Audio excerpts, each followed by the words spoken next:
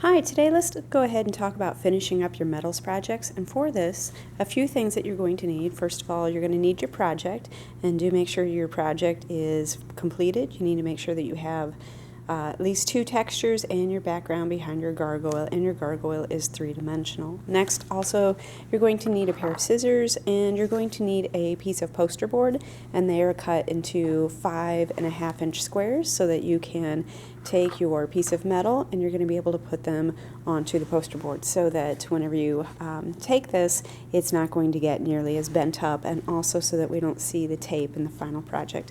What you're going to need to do is you're going to need a pair of scissors, and when you cut, you're going to be cutting each one of the corners. Don't cut past the tape, so you're just going to take a small tiny little snip right there. So whenever I made this, that's as big as it needs to be. So don't cut very far into your project. Once again, you're only cutting about the width of the tape right there. So I'm going to go ahead and do that on all 4 corners.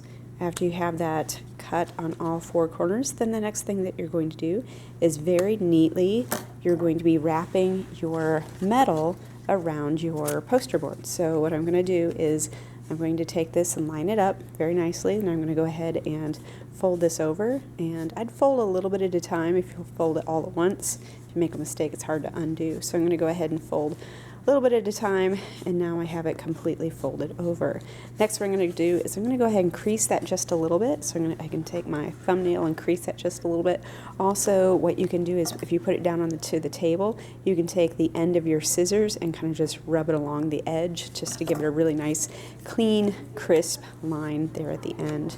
All right, now what I'm going to do is I'm going to go ahead and fold over the next side. You're going to go ahead and do that on all 4 of your sides, and whenever you are finished, you might have a little bit of extra metal. So if you have some extra metal, you can fold those off to the sides here, so we can just take that and fold that back. You can also take, if you have some extra metal hanging off of the end, you can go ahead and cut that real carefully. All right, just make sure that that's kind of tucked down so it's not going to be poking out at anyone. I'm going to go ahead and take this. I'm just going to fold that one back and do the same over here. So you're going to go ahead and do that on all 4 sides.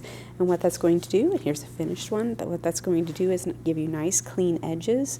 And then also there's the back of your project. Make sure and write your name on the back of it and your class hour, and your project is finished.